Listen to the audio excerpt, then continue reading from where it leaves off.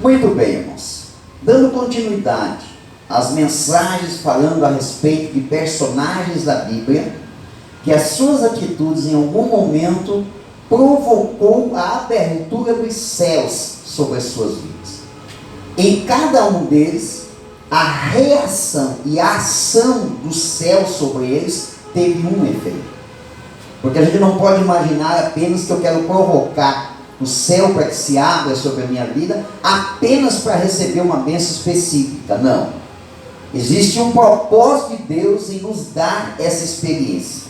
E hoje nós vamos falar de um personagem e de um acontecimento muito interessante na vida dele com relação ao céu aberto. Você que quer acompanhar a leitura do texto, é Atos capítulo 7, do versículo do versículo 54 em diante. Novo Testamento, o quinto livro do Novo Testamento, Atos dos Apóstolos, capítulo 7, no versículo 54 em diante. Glória a Deus, aleluia. Louvado seja o nome do Senhor Jesus. Amém? Olha só, contrário, gente, posso ler? Diz assim a palavra de Deus: ouvindo eles isto, enfureciam-se em seus corações, e rangiam os dentes contra ele. Mas ele, estando cheio do Espírito Santo, fixando os olhos no céu, viu a glória de Deus, e Jesus, que estava à direita de Deus, e disse: eis que vejo os céus abertos, e o Filho do Homem que está em pé, à mão direita de Deus. Mas eles gritaram com grande voz, taparam seus ouvidos, e arremeteram unânimes contra ele. E o expulsando da cidade, o apedrejavam, e as testemunhas depuseram as suas capas aos pés de um jovem chamado Saulo. E apedrejaram a Estevão, que em invocação dizia: Senhor Jesus, recebe o meu espírito. E pondo-se de joelhos, clamou com grande voz: Senhor, não lhes imputes este pecado. E tendo dito isto, adormeceu. Amém? Esse jovem que eu estou relatando através dessa leitura, esse jovem que se chamava Estevão, ele teve uma experiência em sua vida de ter visto literalmente o céu se abrindo, e ele viu Jesus em pé à direita do Deus Pai. Agora, essa experiência que Estevão teve não é uma experiência comum que qualquer pessoa do dia a dia pode ter. Não, essa é uma experiência realmente extraordinária, algo sobrenatural, que está reservada apenas a um pequeno grupo de pessoas. Imaginar que qualquer pessoa, por uma simples pequena atitude, possa provocar uma abertura no céu e ter uma experiência com Deus, é algo um tanto quanto precipitado da parte de alguém imaginar que é assim que acontece. É lógico que não. Existe por trás disso o histórico dessa pessoa. Quem de fato é essa pessoa e qual é o seu comportamento a ponto de chegar no momento de ter uma experiência tão maravilhosa como essa. Eu imagino que alguém que tem a experiência de ter os céus abertos sobre a sua vida, muitos dos seus problemas estão resolvidos. Eu imagino que aquela pessoa que com a sua atitude consegue provocar o mundo espiritual de tal maneira a ponto de que o céu se abra, aquele problema, aquela situação específica ali da sua vida já está resolvido. E olha só, preste bem atenção no que eu vou falar para você. Não existe nada, mas nada mesmo que seja impossível para Deus. Tudo é possível para Deus. Tudo é possível para Deus. Tudo. Você pode de repente estar imaginando assim, ó, o meu problema é um problema difícil, eu acho que Deus não vai fazer. Não existe possível para Deus. Você pode imaginar assim, olha, eu já vi pessoas sendo curadas dessa enfermidade, daquela enfermidade, daquela outra, mas será que a minha enfermidade Deus vai curar? Não existe impossível para Deus.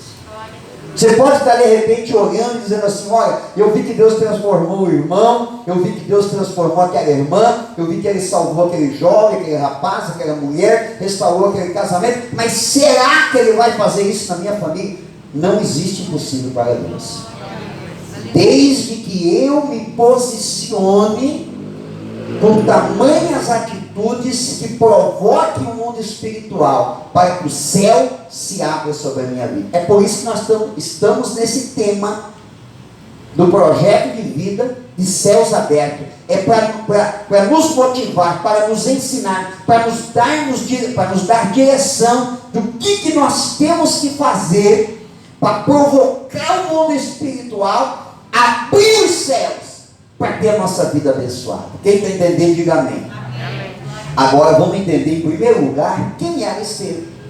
Nós já vimos no texto a experiência que ele teve, que uma atitude dele provocou no mundo espiritual essa abertura do céu. Agora vamos entender quem é o Estevão. Quem é o Estevão? Para entender quem é ele, vamos falar um pouquinho dele ainda no livro de Atos dos Apóstolos, mas agora no capítulo 6.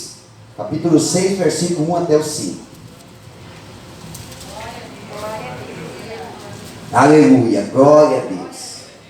Olha só o que diz a Bíblia. Ora, naqueles dias, crescendo o número dos discípulos, houve uma murmuração dos gregos contra os hebreus, porque as suas viúvas eram desprezadas no ministério cotidiano. E os 12, convocando a multidão dos discípulos, disseram: não é razoável que nós deixemos a palavra de Deus e servimos as mesas. Escolhei, pois, irmãos, dentre vós, 7 homens, de boa reputação, cheios do Espírito Santo e de sabedoria, aos quais constituamos sobre este importante negócio. Mas nós perseveraremos na oração e no ministério da palavra. E este parecer contentou a toda a multidão.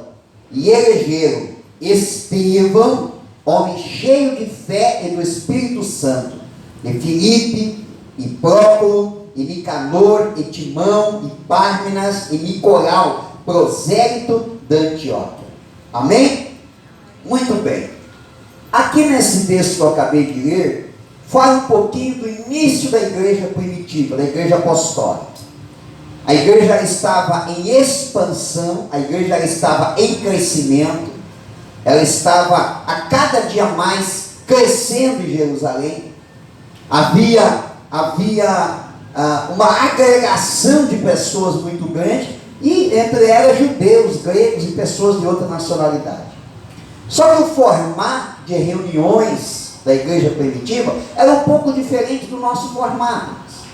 Aqui nós nos reunimos hoje durante 1h15 aproximadamente, realizamos um culto bastante formal, e ao encerrarmos o culto nós nos despedimos e vamos para casa. Naquele período,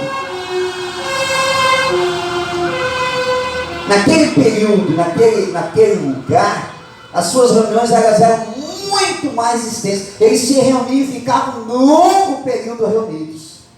As oportunidades não eram tantas como nós temos hoje. Pessoas vinham de muito longe para congregar. Então eles ficavam um tempo muito longo juntos, e entre esse tempo havia muita distribuição de alimento. E aí os gregos perceberam que na distribuição de alimento não estava sendo uma coisa coerente. Parece que os judeus eram mais beneficiados, as viúvas dos judeus mais beneficiadas que a dos gregos. Então houve um princípio de murmuração dentro da igreja. Então os apóstolos se reuniram e eles chegaram para o povo e disseram assim: gente, não é bom que nós, os apóstolos, deixarmos a meditação da palavra, a preparação da palavra, aquele momento espiritual para poder trazer esse alimento espiritual para vocês. Não é correto a gente comprometer esse momento para nós ficarmos aqui cuidando da igreja, servindo os irmãos, resolvendo essas picuinhas, esses probleminhas que tem aí dentro da igreja. Não é uma coisa coerente. Então nós fomos inspirados por Deus a instituir um ministério novo na igreja. Foi ali que nasceu o ministério do diaconato, que para mim é um dos ministérios mais bonitos que existe na igreja. Eu arriscaria até dizer que o ministério do diaconato ele é mais bonito do que o próprio ministério pastoral. Porque ser um diácono é 100% servir. O diácono, o ministério do diaconato é servir os irmãos. E a Bíblia diz que é melhor servir do que ser servido. A Bíblia diz isso. Quer dizer, a pessoa é muito mais abençoada quando ela está servindo do que quando ela está sendo servida. A satisfação no ministério ele é muito maior quando nós estamos servindo no ministério do que nós estamos sendo beneficiados e servidos no ministério. A satisfação, o prazer do ministério é muito maior. É por isso que você vê diáconos que entram no diaconato e ficam no diaconato, irmãos, anos no diaconato, não sai, porque é o ministério dele. Deus chamou ele para aquilo ali e tem essa base bíblica. Qualquer outra função na igreja, irmãos, é importante, mas nenhuma outra função na igreja tem um respaldo, uma base bíblica tão forte como o ministério do diaconato. Então os apóstolos disseram, vamos instituir o corpo diaconal. Então foi criado esse ministério. E aí chega na hora de escolher os diáconos, eles fazem uma seleção e eles escolhem 7 diáconos. Grava bem isso aí, irmãos. 7 diáconos foram escolhidos. Quem que encabeçava a lista dos 7? Estevão. E por que ele encabeçava? Porque ele era um menino cheio do Espírito Santo, porque ele era um menino cheio de sabedoria e porque ele era um menino de boa reputação. Resumindo, irmãos, Estevão, quando se converteu de verdade mesmo. O que é uma necessidade para nós, irmãos? A conversão na vida de alguém tem que ser genuína, verdadeira, tem que ser real. O Senhor Jesus disse assim: aquele que não negando a si mesmo, pegando a sua cruz e me seguindo, aquele que não fizer isso, não é digno de mim. Não é digno. A pessoa pode até tapear a família, tapear o pastor, tapear os irmãos, tendo uma vida de um crente meia boca, mas Deus ninguém tapeia. Se eu quero ser digno de Jesus, digno do seu reino, digno da sua salvação, se eu quero ser digno de herdar a vida eterna, eu preciso renunciar a mim mesmo, renunciar à minha carne, renunciar às minhas vontades, pegar a minha cruz. O que é a cruz? Cruz não é doença, enfermidade, nada disso. Cruz é a tentação da carne, sujeitar a carne, pegar a cruz e seguir Jesus. Esse é o Estevão. Estevão não estava brincando de se converter. Nós temos, na minha ótica hoje, nós temos um problema muito sério no povo evangélico brasileiro. Até não é brasileiro, eu acho que é mundial, mas vamos falar do Brasil. Na minha ótica, eu vejo um problema muito sério, que é o comércio do evangelho. Comércio do evangelho, aquela luta para querer ganhar uma alma, oferecendo para ela um benefício. Irmão, qualquer benefício que alguém possa receber, qualquer bênção que alguém possa receber, é através da fé, mas nenhum se compara ao principal benefício de Jesus, que é a salvação. Tem muita gente frequentando igreja evangélica hoje por causa de bênção. Por causa de bênção. Está errado, irmãos? Não está errado. Errado não está. Porque Jesus, se você olhar a história bíblica, Jesus, com compaixão, ele abençoou muita gente. Ele abençoou muita gente. Mas o propósito dele era salvação. O propósito dele era pregar a salvação das pessoas. Então, irmãos, Se você está frequentando uma igreja evangélica, se você já se batizou, se você entregou sua vida para Jesus, irmão, quer ser digno do reino de Deus, seja um crente de verdade. Seja um crente de verdade. Lute com a tua carne, com as tentações todo dia. Lute com ela. Lute com a tua carne. Resista à tentação, mas não ceda e permaneça firme com Jesus. Seja um Estevão. Se você quer ter experiências com Deus, de ver o céu aberto sobre a tua vida, seja como Estevão. Seja um crente de verdade. Um crente cheio do Espírito Santo. O que é um crente cheio do Espírito Santo, irmãos? É um crente que tem Deus na sua vida por completo. Como é que eu faço para ter Deus na minha vida e ser cheio do Espírito Santo, irmão? Eu tenho que me envolver com as coisas de Deus. Eu tenho que me envolver. Irmãos, venha na igreja, mais. Pastor, mas eu já venho bastante na igreja. Venha mais na igreja. Se envolva mais com as coisas de Deus. Ore, jejua, leia a Bíblia. Escute louvores na tua casa. Assista pregações. Se envolva na célula. Tenta se envolver para produzir no reino de Deus. Ser uma árvore frutífera no reino de Deus. Qualquer coisa que você produzir na obra de Deus vai te dar crescimento espiritual. Não seja um crente recebedor, seja um crente que produz para Jesus. Não seja aquele crente que só vem na igreja para buscar uma bênção, uma proteção, um livramento. Não, seja um crente disposto a produzir, dizer, não, eu quero produzir na obra de Deus. O que eu posso fazer na obra de Deus? Pode ser pouquinho, irmão, pode pegar uma cadeira e botar para outro lugar, mas faça, se envolva, porque isso vai te dar crescimento espiritual. Um crente afastado do corpo de Cristo, um crente longe da igreja, é um crente que não recebe os nutrientes que Deus distribui para a igreja. E sem nutriente, o que acontece conosco? Enfraquecemos. Para ver os céus abertos, você não pode estar fraco, abatido espiritualmente. Você tem que estar cheio do Espírito Santo. Quem está entendendo, diga amém. Vamos ver o motivo da perseguição. Estevão tinha isso, ele tinha esse perfil, cheio do Espírito Santo, um homem de Deus, pregava com ousadia. Mas mesmo sendo um menino cheio do Espírito Santo, ele foi perseguido. No caso de Estevão, foi um apedrejamento literal, porque ele se tornaria um mártir da igreja. Já no nosso caso, não é um apedrejamento literal, é um apedrejamento de palavras, de atitudes, de ações de pessoas ou de situações contra a nossa vida. Mas nós vamos discernir uma coisa muito importante nesta noite, porque tem muita gente que confunde o momento que está vivendo. Está passando por um problema e ela diz assim, mas é assim mesmo, né, pastor? Quando a gente está com Jesus é isso aí mesmo, é perseguição para tudo quanto é lado. Não, nós temos que entender o que é de fato perseguição e o que é, talvez, para a maioria das pessoas, apenas a colheita de um plantio errado. Plantou errado, irmãos. A colheita é certa. A Bíblia diz que o que planta eu colho.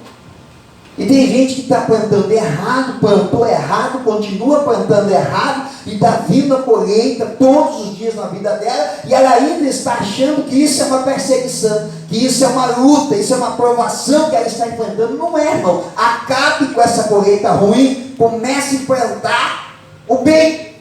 Plante certo, plante da forma correta, plante na terra boa, e você acaba com essa colheita ruim.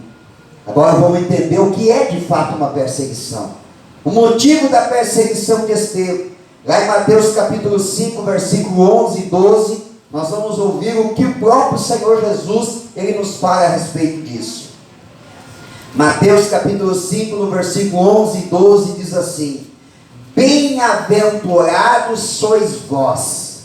Jesus começa dizendo o que? Bem-aventurado. Sabe o que é bem-aventurado? Mais do que feliz e realizado.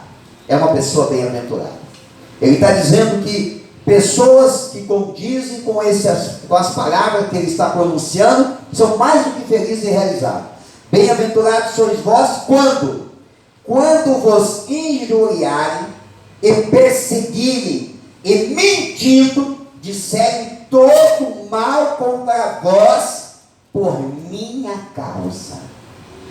Exultai e alegrai-vos, porque é grande o vosso galardão nos céus, porque assim perseguiram os profetas que foram antes de vós.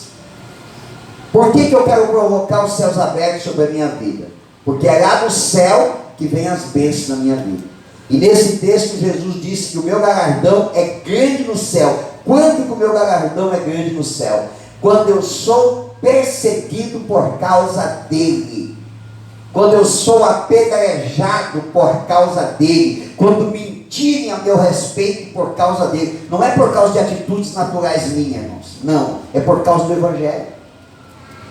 O crente que não está sendo perseguido por causa do Evangelho é porque precisa rever novamente a sua posição de cristão. Será que eu estou sendo um crente genuíno de verdade? Será que eu estou sendo o sal da terra? Será que eu estou sendo a luz deste mundo? Se eu não estou perseguindo, irmãos, é porque eu não estou incomodando o inferno. Um dia alguém chegou para mim e disse assim: pastor, depois que eu vim para a igreja, parece que o inferno todo se levantou contra mim. Eu disse: glória a Deus, isso é sinal que você deixou de jogar no time do inferno e começou a jogar no time do céu. Então o inferno está jogando contra você.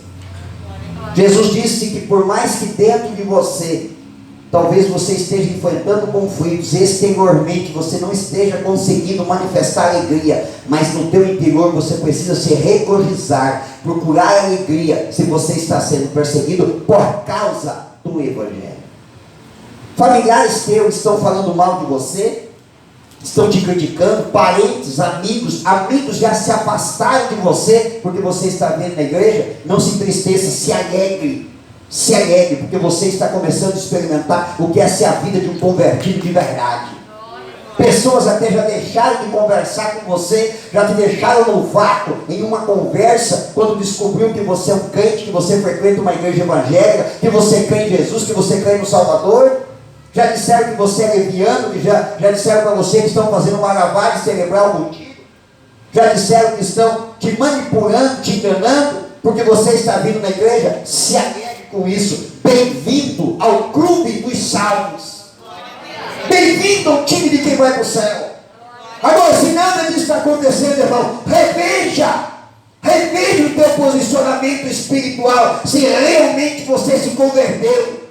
Se a conversão é genuína, se o teu atitude, o teu exemplo, o teu testemunho é de cristão realmente, de cristão lavado, é remido no sangue do Cordeiro. O crente tem que fazer a diferença. As pessoas têm que notar pelo comportamento, pelo testemunho, pela atitude. Elas vão criticar, vão. Estevão estava sendo apedrejado. Por que ele estava sendo apedrejado? Porque ele era um mau elemento? Não. Porque ele estava pregando a respeito do Salvador. Irmãos, se estão jogando pedra em você, bem-vindo ao time dos verdadeiros convertidos. Aleluia, glória a Deus. Motivo da perseguição: o Evangelho, o nome de Jesus. Condições em meio à perseguição. Qual que era a condição dele? Qual que era a estrutura espiritual dele? Ele era cheio do Espírito Santo. Essa tem que ser a nossa estrutura, irmãos. Porque a partir do momento que eu busco Jesus, em algum momento a luta vai vir. A perseguição vai vir. E eu preciso estar bem espiritualmente para poder enfrentar. É aí que muita gente às vezes não resiste, cai na tentação. Afasta, desiste do caminho. Então a condição é muito importante. Vamos ver qual foi a reação em meio à perseguição. Qual foi a reação de Estevão? Em primeiro lugar, a Bíblia diz que quando ele estava sendo apedrejado, ele manteve os seus olhos no céu. Esse é um grande segredo para quem quer ter sucesso espiritual. Para nunca se afastar, para nunca ser derrotado, para nunca ser abatido. Existe um exemplo muito clássico na Bíblia, que é o exemplo de Pedro. Pedro, quando estava no barco em meio àquela tempestade, Jesus veio do meio da tempestade, e Pedro disse assim: se és tu, me manda erguer contigo andando sobre as águas. Jesus disse: vem. Pedro, olhando em Jesus, fixando os olhos em Jesus, tirou o pé e andou sobre as águas. Andou um longo trecho sobre as águas. Ele sentia o vento da tempestade, ele sentia a água molhando os seus pés, mas ele continuava firme, caminhando sobre a tempestade. Mas num dado momento ele comete um erro. Ele tira os olhos de Jesus e ele olha para a tempestade. É aí que ele começa a afundar. Qual o segredo para enfrentar as perseguições do dia a dia? as perseguições no meio da família, a perseguição no trabalho, a rejeição das pessoas pelo fato de você ser cristão. É você nunca olhar para os teus acusadores. Continue olhando para Jesus. Não olhe para o problema, não olhe para a situação, não valorize ela demais, porque Deus ele é muito maior do que qualquer afronta que você possa enfrentar. Continue olhando para Jesus, continue olhando para o alto. Estevão manteve os seus olhos fixos no céu, porque ele sabia que os céus abertos sobre a sua vida lhe dariam condição para enfrentar qualquer tipo de apedrejamento. Segunda atitude importante dele. E ele só conseguiu essa segunda porque ele manteve o seu olhar fixo no céu. Ele disse assim: Pai, não impute sobre eles este mal, porque eles não sabem o que estão fazendo. Estava sendo apedrejado e ainda pede para Deus que Deus perdoe, porque eles não sabem o que estão fazendo. Irmão, não fale para mim, fale só para você. Antes de você ter contato com uma igreja evangélica, antes de você ter entregado a tua vida para Jesus, quantas vezes você falou mal das igrejas dos crentes? Quantas vezes você criticou aquela pessoa que você conhecia que vinha na igreja? Quantas vezes você disse que pastor é ladrão e que igreja é só para arrancar dinheiro do povo? Por que você fazia isso? Eu não vou falar de vocês, vou falar de mim. Eu, quando era adolescente, até pedra na igreja dos crentes eu joguei. Depois, quando era pastor em Novo Hamburgo, um dia jogaram pedra na igreja, os irmãos ficaram apavorados, eu comecei a rir. E os irmãos disseram: pô, pastor, até ri diante disso. Eu falei: eu estou rindo porque eu estou colhendo o que eu plantei um dia. Por que a gente fazia isso, irmãos? A gente não sabia o que estava fazendo. Sabia o que estava fazendo, irmão? Não sabia. Não sabia o que estava fazendo. Estevão, enquanto olhou para o céu e olhou fixo para Jesus, no seu coração havia uma capacidade para entender que aquelas pessoas não sabiam o que estavam fazendo. Então ele não teve mágoa, rancor, ódio, pensamento de vingança contra elas. Ele teve o quê? Compaixão. E o mais importante de tudo, perdão. Perdão. Você está pagando um preço para poder ser crente? Não? Você está pagando o preço dos teus familiares te abandonarem, te deixarem de lado, falando mal de você, de alguns amigos terem virado as costas para você? Continue olhando para Jesus e olhando para o alto, que Ele vai te dar a capacidade de você entender a situação e perdoá-los. Sabe por quê? O dia que Estevão foi apedrejado, as pessoas que lhe apedrejaram tiraram a capa e colocaram nas mãos de um jovem chamado Saulo de Tarso. O dia dele também chegou. Quando você orar, libere perdão para essas pessoas que não te entendem hoje, e olha a Deus e diga assim: o dia delas também vai chegar. Essa pessoa que hoje de uma forma ferrenha te persegue, um dia Deus vai falar com ela. Um dia Deus vai mostrar para ela que tem um propósito na vida dela também, e vai transformar a vida dela. O que Jesus disse para Estevão? Grande é o teu galardão no céu. Se coloque em pé para me orar por você. Feche os teus olhos se você pode.